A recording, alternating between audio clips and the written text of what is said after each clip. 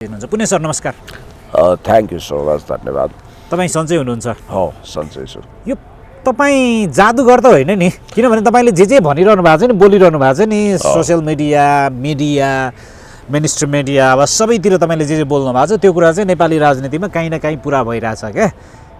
तपाईँका भविष्यवाणीहरू तपाईँले बोल्दै गरेका यो हुँदैछ है, यो हुनेवाला छ है, यो हुँदैछ है, यो गर्दैछ है अब भनेर तपाईँले बोल्ने कुराहरू त कतिचोटि पुरा हुँदै गएको देखिन्छ। यो के कसरी सूचनाहरू लिनुहुन्छ तपाईँले अलिकति बताइदिनुहोस्। तन्त्र मन्त्र नै छ तपाईँ? तपाईँप्रति म हार्दिक आभारी छु, मेरो विषयमा सही जजमेन्ट गर्नुभएको छ। हेर्नुहोस्, म 5 वर्षको उमेरमा बनझाँक्रीले लगेर रिठे झाँक्री बनाएर पठाएको व्यक्ति पनि होइन। म फ्रान्सको विश्वप्रसिद्ध दार्शन, विश्वप्रसिद्ध ज्योतिषी नास्ट्रेडमसको नेपाली अवतार पनि होइन। म यो कुनै जोखाना हेर्दिनँ, तर मैले राजनीतिक हिसाबले लेखाजोखा गर्छु र सूचनाहरू र विचारको आधारमा मैले सही कुरा सम्प्रेषण गर्छु। तर मैले बारम्बार भन्दै आएको छु, जस्तो कि रवि लामिछाने, बालेन शाहमाथि पश्चिमाको लगानी, यिनीहरूको उद्देश्य र नेपालमा जेएनजी मुभमेन्टको नाउँमा गरिएको घुसपैठ र एमसिसी मात्रै पास गरेर अमेरिकनहरू सन्तुष्ट छैनन्, नेपालमा डाइरेक्ट अमेरिकी सेना ल्याउनको लागि एसपिपी पास गराउन रबर स्टाम्प संसद बनाइको त पश्चिमा कठपुतली संसद बनाउन खोज्दैछन्।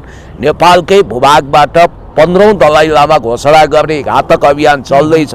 एकछिन नीति विरुद्ध राष्ट्रपाललाई प्रयोग गरिएको छ र नेपालको सार्वभौमसत्ता कमजोर बनाउन खोजिएको छ। 84 को चुनावलाई मध्यावधि बनाउने गरी 82 मा सार्दैछन् भनेर मैले तपाईँको जो मिडियामा भनेको थिएँ त्यो आधारमा तपाईँले चाहिँ मलाई एकदमै सिद्धतान्त्रिक जस्तो सोच्नु भएछ। तर मैले विचारको आधारमा यो सूचना सम्प्रेषण गरे हुँ र अहिले पनि म भन्दैछु, बालेन शाह आइदर बालेन शाह और गगन थापालाई अथवा प्लान ए प्लान बी दुवैलाई संसदमा पुर्याएर आलो पालो प्रधानमन्त्री बनाएर नेपालमा स्टेट पार्टनरसिप प्रोग्राम यानी कि एसपीपी पास गराउने र त्यसपछि सम्भवतः नेपाली कुनै लामालाई नि 15औं दलाई लामा घोषणा गर्न सक्ने अवस्था छ, अथवा यहाँको नभए पनि तिब्बती रिम्पोछेलाई नि ल्याएर नेपालको भूमिमै 15औं दलाई लामा घोषणा गरेर एकछिन नीति विरुद्ध नेपाललाई त्यो सुरुङमा जाग्ने प्रयत्न हुँदैछ।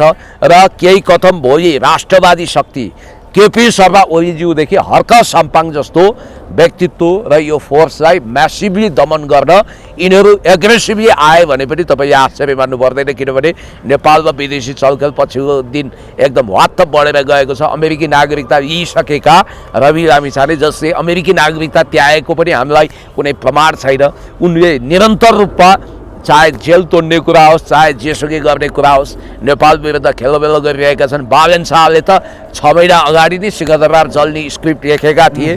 त्यसकारण आज हेर्नुहोस्, फ्री तिब्बत मुभमेन्टमा लागेका ती सबैलाई राष्ट्रपालले जिम्मा लियो, टिकट दियो।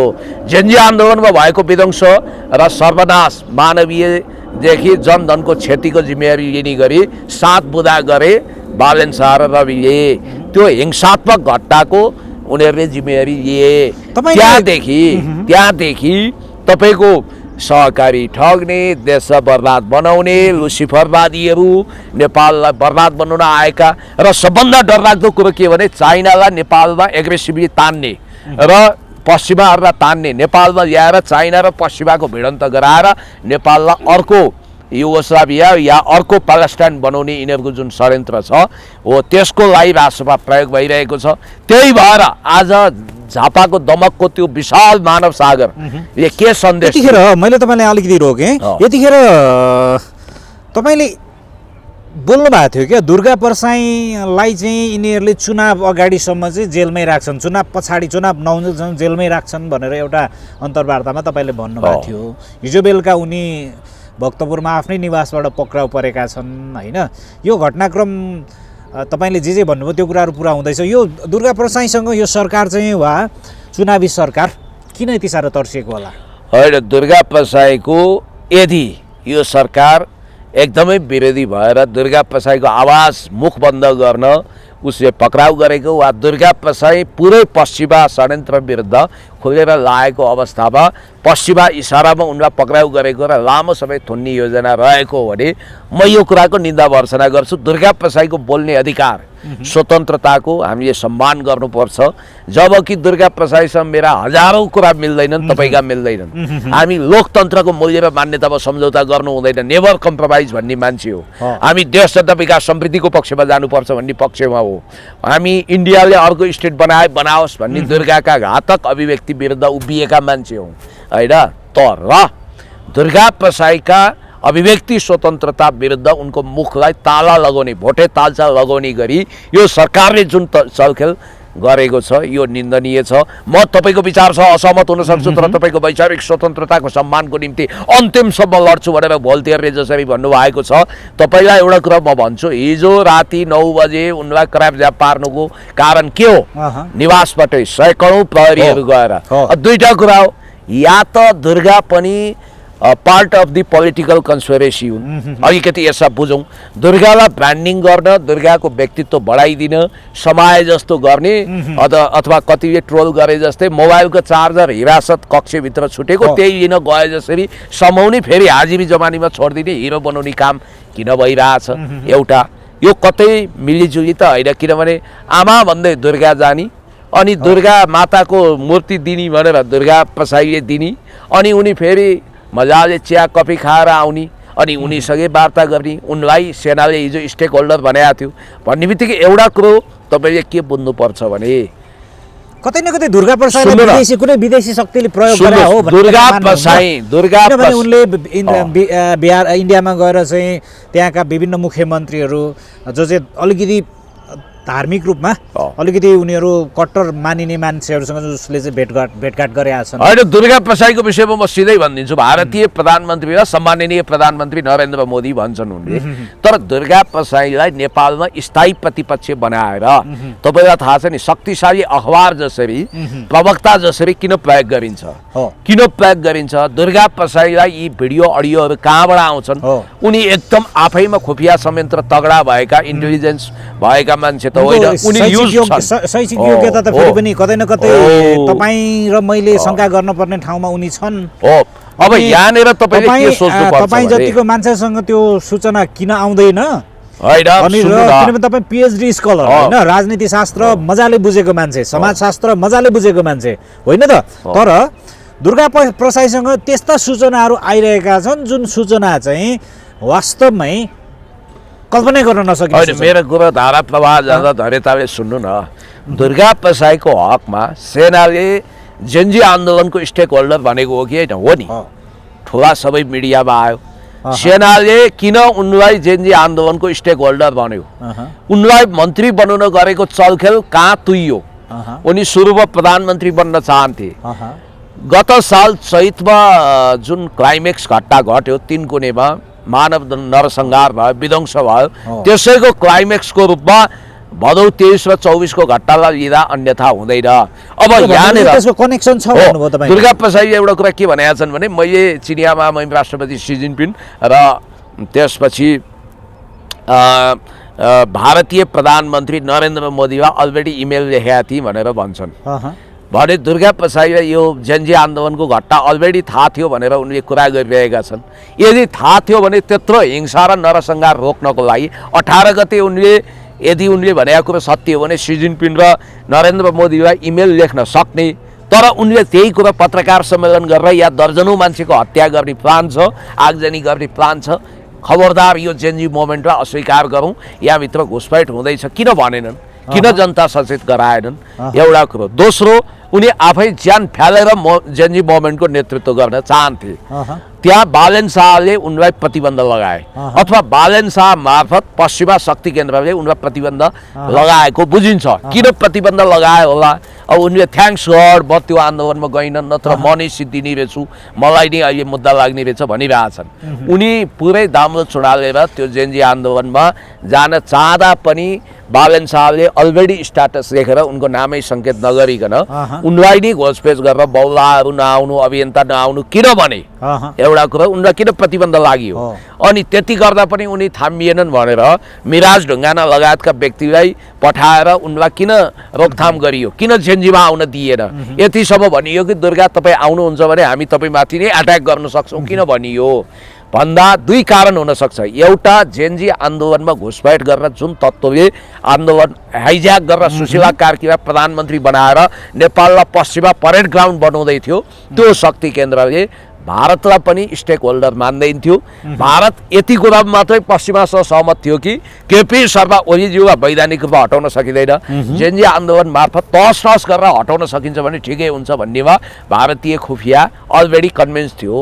तर भारतलाई स्टेक होल्डर मानेर सत्ता साझेदारी गर्न अथवा भारतीय एजेन्डालाई नेपालमा इम्पोज गर्न पश्चिमाहरू तयार थिएनन्। भारतीय एजेन्डामा लतारिएका दरबार र भारतीयहरूको समुद्रीमा बसेका दुर्गा प्रसाईलाई आन्दोलन कब्जा गर्न उनीहरू दिँदैन्थे, किनभने दुर्गा प्रसाई आन्दोलनमा आउनु भने त त्यो आन्दोलनमा उनले राजतन्त्रसम्म लान सक्थे, हिन्दू धर्मसम्म लान सक्थे, यहाँ त क्रिस्चियन मिसन चलेको छ, यहाँ त पश्चिमाकरण चलेको छ। त्यस कारणले त्यो शक्ति जसले दुर्गा प्रसाईलाई हाउडे ठान्छ, जसले हिन्दूहरूको मसिया बन्न सक्ने सम्भावना देख्छ, जसले राजतन्त्र पुनर्स्थापनासम्म त्यो आन्दोलनमा लगिदिन्छ भनेर शङ्का गर्छ, उसैले त्यो आन्दोलनमा आउन प्रतिबन्ध लगाएको र दुर्गा प्रसाईले प्रधानमन्त्रीको हल्ला चलाए पनि सुशीला क्याबिनेटमा स्वास्थ्य मन्त्री हुने उनको सपना तुवाइदिएको हुनाले उनी आगो बने र उनलाई ब्याक टु ब्याक जति पनि अडियोहरू आएको छ, भिडियोहरू आएको छ, उनी आफैले उत्पादन गरेको आफ्नो सूचनाको एक्सिसबाट होइन, उनलाई जसले प्रयोग गरेको छ। जस्तो अहिले बुझिन्छ के भने भारतीय संस्थापन अथवा भारतीय शक्ति केन्द्र दरबारले उनलाई यी महत्त्वपूर्ण सूचनाहरू उपलब्ध गराएको छ। दरबारियाहरूले अर्को तपाईँको यो जेन्जी मोभमेन्टबाट सबभन्दा पीडित भएको केपी शर्मा ओलीज्यूदेखि देउवासम्म पनि उनले पहुँच पुर्याएका छन्। यतिखेर तपाईँ र मैले भिडियो रेकर्ड गर्दै गर्दाखेरि चाहिँ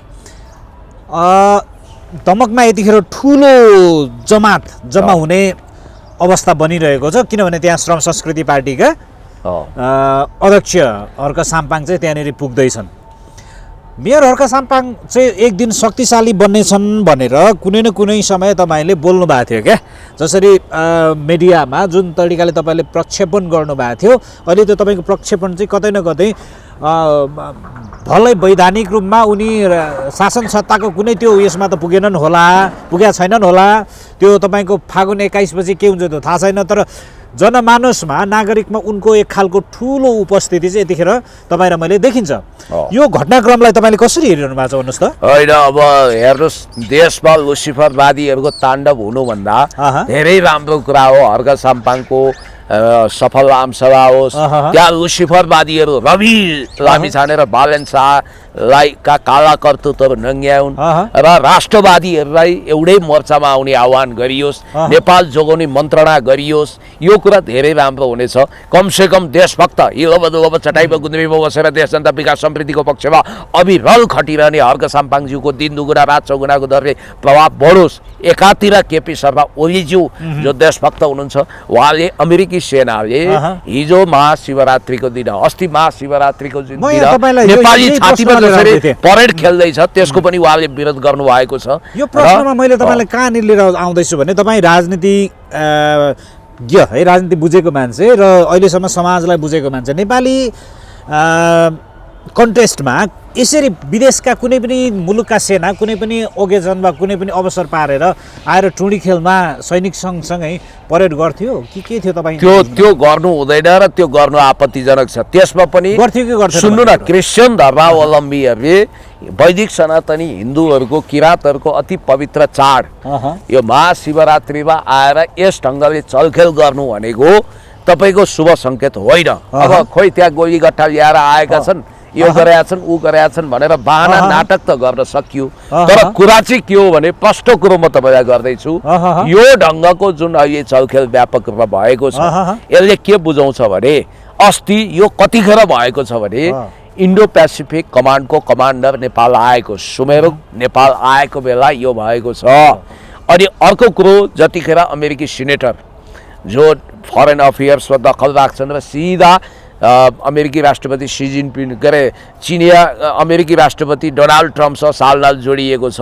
उनीसँग जोडिएका दक्षिण एसिया मामिलाका फरेन अफेयर्सका एक्सपर्टले यो कुरा भनिरहेका छन् कि बङ्गलादेश भुटान जस्तै नेपालमा पनि अब अमेरिकी सेना राख्नुपर्छ अथवा अमेरिकी मिलिट्री एक्सपान्ड गर्नुपर्छ भनेर जब बोलिरहेका छन्। हुँदै नभएको चाइनिजहरूको चलखेल अत्याधिक भयो भनेर BRI belt and road initiative अन्तर्गत चाइना नेपालभित्र घुसिसक्यो, हामीले त्यसको काउन्टर गर्नुपर्छ भनिरहेको बेला MCC पास भएर त्यसको कार्यान्वयन गर्ने सुशीला कार्कीको तत्परताको बेला अनि जति पनि फितिब्बत को लागि गतिविधि गर्नेहरू टासी लगायतका सबैलाई टिकट दिएको बेला देश जलाउनेहरूलाई लुसिफरवादीहरूलाई पश्चिमा दलालहरूलाई पश्चिमा नागरिकता लिएका जस्तो अमेरिकी नागरिकता वरण गरेका रवि लामिछानेहरूलाई शक्तिशाली बनाउने प्रपञ्च भइरहेको बेला नै अहिले ठ्याक्र्याक्कै अब फेरि गगन थापा जस्तो भाङ्ग्रेसलाई काङ्ग्रेस सुम्पिएको बेलामा यो जुन ढङ्गको शिवरात्रिको दिन परेड भएको छ यसबाट के बुझिन्छ भने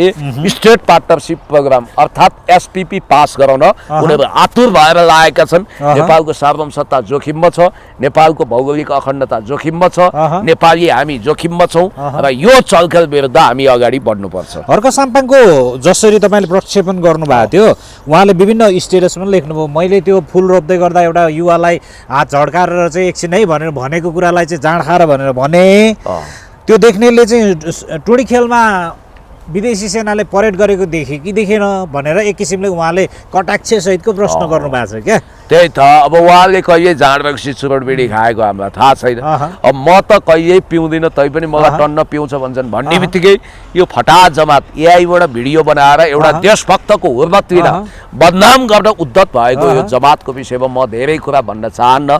तर हर्क साम्पाङ भनेको निश्चल व्यक्तित्व, जसरी तपाईँले केपी शर्मा ओलीज्यू राष्ट्रियताको मामिलामा महान हुनुहुन्छ नि, कालापानी लिम्पियाधुराको नक्सा जारी गर्न उहाँले कत्रो हिम्मत गर्नुभयो। यो देशमा स्थापित परम्परागत सुदृढ शक्तिको केपी शर्मा ओलीज्यू अगाडि आउनुपर्छ, नेकपा एमाले अगाडि आउनुपर्छ र नयाँ स्थापित पार्टीमा लुसिफरवादी होइन देश जलाउनेहरूले देश चलाउन सक्दैनन्, हर्क साम्पाङ ज्यूले अप्पर ह्यान्ड गर्नुपर्छ यो म भनिरहेको छु। र यति भन्दै म तपाईँसँग बिदा पनि लिन्छु किनभने आज मेरो एउटा पत्रकार सम्मेलन छ। बङ्गलादेशमा BNP यानि कि बङ्गलादेश नेसनलिस्ट पार्टीले कसरी ल्यान्डस्लाइड भिक्ट्री गर्यो, बहुमत प्राप्त गर्यो, यो देशमा विदेशी चलखेल के छ यावत विषयमा म त्यहाँ बोल्नेछु, फेरि हामी भेट्नेछौँ। हस्, धन्यवाद। तपाईँ अनुभवी इन्जिनियर, प्राविधिक र सिपयुक्त जनशक्तिद्वारा निर्माण कार्य गराउन चाहनुहुन्छ?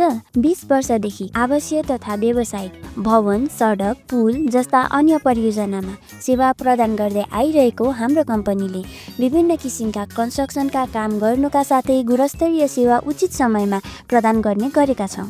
तपाईहरूको सोच, इच्छा, चाहना र परिकल्पनाको आधारमा तपाईहरूको सपना वास्तविक बनाउन हाम्रो कम्पनी प्रतिबद्ध रहेको छ। स्वरोजगार construction and real estate private limited.